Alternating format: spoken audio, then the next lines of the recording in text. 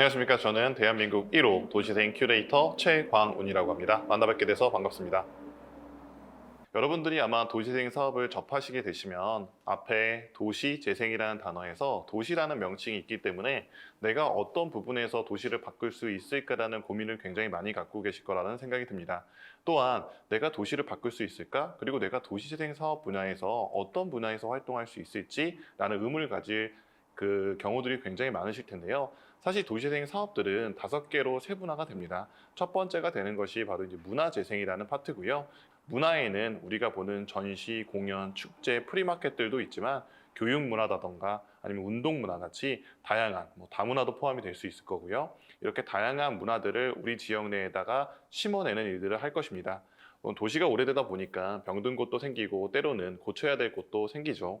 그런데 우리의 도시에 대해서 잘 알지 못하면 실제로 내가 아무리 유능한 의사라고 하더라도 우리 지역에 맞는 올바른 처방을 해주기가 굉장히 힘든 상황이 펼쳐집니다. 그럼으로써 우리 지역에 대해서 먼저 잘 알고 이해해야지만이 이 도시재생 사업 그리고 우리 지역의 아픔을 치료할 수 있는 멋진 의사의 역할을 할 수 있습니다. 즉 여러분들은 지역에 대해서 먼저 알고 그 지역에 대해서 치료할 수 있고 처방할 수 있는 역할을 하는 것이 바로 도시재생 활동가, 도시재생 청년의 역할이라고 보시면 될 것 같아요. 우리 도시에 대해서 잘 알고 계신가요? 아마 대부분 오늘 우리 지역? 이런 이유는 대부분의 분들은 지역에 살기 때문에 지역을 잘한다고 생각하지만 놀랍게도 지역에 대해서는 검색해보거나 알아보지 않는 경우들이 굉장히 많습니다.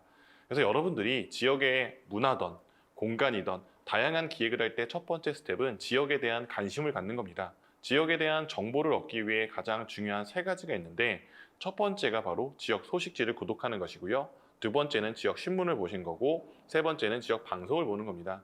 특히나 지역 소식지는 우리 지역에 대한 홍보성 정보보다는 정보성 정보가 훨씬 더 강함을 갖고 있기 때문에 우리 지역이 어떻게 지금 현재 방향성을 잡고 있는지 어떤 정책과 제도가 있는지를 잘 이해하고 있어야지만이 이 지역에 필요한 도시재생 정책들을 잘 만들어낼 수 있습니다. 즉 우리 지역에 어떤 축제들이, 어떤 기획들이, 어떤 문화들이, 어떤 교육들이 진행되는지에 대해서 내가 잘 파악하고 있어야지 우리 지역 내에서도 이 지역에는 이런 교육들, 또 이런 지역들에는 이런 교육들이 매칭되어서 잘 진행될 수 있을 거라는 판단이 듭니다. 빅데이터 분석과 인터넷을 잘 활용하셔야 됩니다. 대부분 주변 도시나 여행을 갈 때 그 도시에 대해서는 검색을 하지만 우리 지역에 대해서는 검색을 하지 않죠. 이런 채널에 검색하다 보면 우리 지역은 외부 사람들이 봤을 때 그리고 다른 사람들이 우리 지역에 우리 주민분들이 어떤 관심사를 가지고 있는지에 대해서 정확하게 파악할 수 있는 중요 지표가 됩니다. 이것을 통해서 우리 지역의 니즈에 맞는 축제 기획이라던가 문화 기획을 해주신다라고 하면 아마 지역분들이 이런 얘기를 되게 많이 하시죠. 우리 지역에는 아무리 무슨 행사를 해도 사람들이 관심이 없거나 오지 않아. 그런 이유는 다시 보면 그런 관심사를 가질 수 있는 콘텐츠가 아니기 때문이 아닐까라는 고민도 해주셔야 됩니다. 우리의 기획들은 다른 문화 기획들과는 다르게 남녀노소 누구나 참여할 수 있고 누구나 관심 있는 주제로서 함께해야 됩니다. 때로는 그 연령과 그 분야에 맞춰서 이 프로그램을 진행하는 것도 필요하지만 우리가 결국에는 목표점에는 모두가 함께 어울릴 수 있는 기획을 해주시는 게 굉장히 중요합니다. 그 공간에 살고 있는 사람들에 대한 이야기를 듣고 그것을 바탕으로 이제는 외부에 있던 여러 가지 아이디어들이 이 내부에 있는 소비자들에게 정확하게 매칭될 수 있는 프로그램이 하려면 인터뷰라는 과정들이 굉장히 많이 필요합니다. 여러분들은 도시재생 사업을 무엇이라고 생각하십니까? 단순하게 우리 동네가 살기 좋은 곳 아니면 건물이 변화한 곳이라고 생각하실지 모르겠지만 여러분들이 생각하는 도시재생 사업은 단순하게 건물을 부시고 새로 짓고 문화행사를 하는 것쯤으로 생각할 수도 있겠지만요. 이 도시재생 사업이 중요한 이유 중에 하나는 바로 환경이라는 것과 엄청난 밀접한 관계를 갖고 있기 때문에 그렇습니다. 많은 분들은 환경훼손이라고 하면 숲에 나무를 자르는 행위를 상상하실 텐데요. 저희 도시재생 사업을 하시는 청년분들이나 활동가분들은 결국 도시에 있는 숲, 나무라고 표현할 수 있는 건물들을 지키는 사람들이라고 보시면 될 것 같습니다.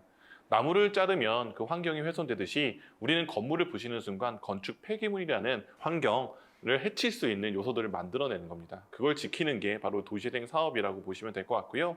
우리 주변에 재활용과 재활용이라는 단어들을 유출해서 그런 것들을 우리 기획에 넣으시면 됩니다.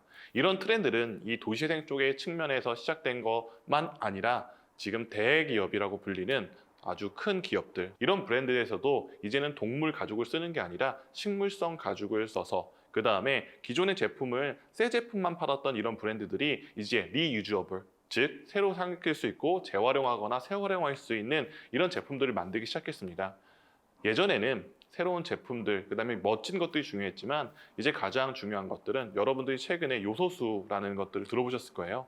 이게 가장 중요한 이유 중에 하나는 우리가 탄소를 배출할 때 어느 정도 환경에 대한 훼손을 막을 수 있는 법이기 때문에 그렇죠. 이런 것처럼 도시재생 사업들은 이런 식의 기획들이 많이 만들어줘야 됩니다. 마스크를 재활용, 재활용해서 가구를 만든다던가, 아니면 폐타이어를 통해서 이 폐타이어의 밑에 바닥층을 가지고 신발을 만든다던가, 이제 도시재생 사업은 단순하게 지역에서 축제만 하고 아니면 사람들과 커뮤니티만 하는 것이 아니라 이제 정말 사업으로서 여러분들이 기획도 해주고 환경도 해소할 수 있고 환경도 지킬 수 있고 환경 문제에 대한 이슈의 전문가로서도 기획을 해주셔야 된다고 보시면 될 것 같습니다.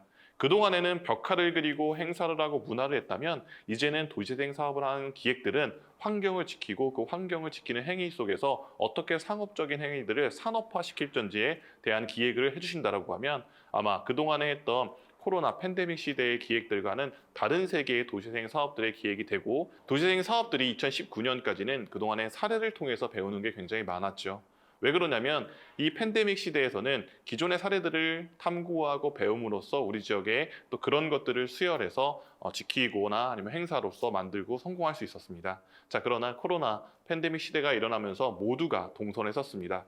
잘하던 도시던 못하던 도시던 그리고 지금 시작하던 도시던, 그렇기 때문에 여러분들 기회가 왔고요. 이제 2022년의 기획들은 아까 말씀드렸듯이 이슈, 환경, 빅데이터 분석, 디지털화가 굉장히 중요할 것 같고, 여기 마지막으로 말씀드릴 부분 중에 하나는 바로 메타버스입니다.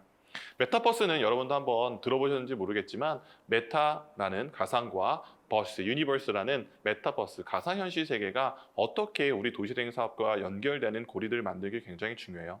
물론 많은 분들은 도시재생 사업은 사람들이 함께 만나서 하는 일들이다 라고 말씀을 하시지만 지금의 만남이 제한된 이 시대에서는 디지털 세계로서 거버넌스를 옮김으로써 우리 도시에 있는 사람들이 이 도시재생 사업을 이어갈 수 있게 하는 것도 우리의 역할이고, 그런 부분에서는 여러분들 같은 청년분들이 중요한 역할을 할 수 있겠죠.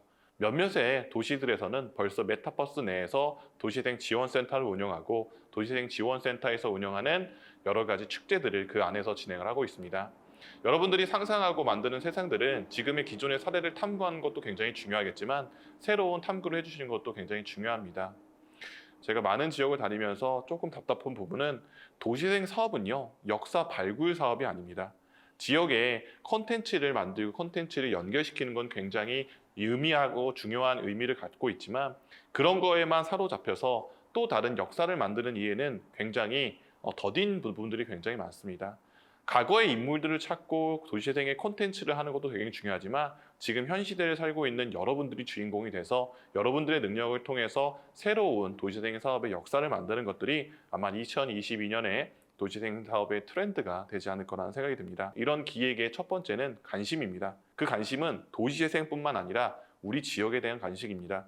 이 지역에 대한 관심은 여러분들에게 창업, 문화, 아니면 도시재생 사업의 다양한 영역에서 아마 많은 기회를 줄 거라고 예상되는 만큼 먼저 어떤 것부터 시작해야 되는지 고민하시는 분들이 있다면, 아니면 내 기획이 조금은 힘들고 기획에 대해서 내가 좀 고민이 된다고 하면 오늘 먼저 우리 지역에 대해서 검색해 보시고 우리 지역 소식지에 대해서 한번 검토해 보시면 내가 그동안 알고 있던 우리 지역과 그 다음에 내가 지금부터 알아갈 우리 지역들이 굉장히 많은 차이가 있었구나를 깨닫게 될 겁니다. 여러분들이 사람을 사랑하려면 먼저 그 사람에 대한 관심이 필요하고요. 그 사람이 성장시키려고 그 사람을 교육시키려면 그 사람에 대해서 파악하는 게 굉장히 중요한 만큼 다시 한번 강조드리지만 먼저 여러분들이 첫 번째 스텝으로 지역 내에서 어떤 사업을 기획하던 첫 번째는 관심입니다. 그 관심을 통해서 여러분들이 우리 지역을 바꾸는 중요한 역사점에 함께 해주셨으면 좋겠습니다.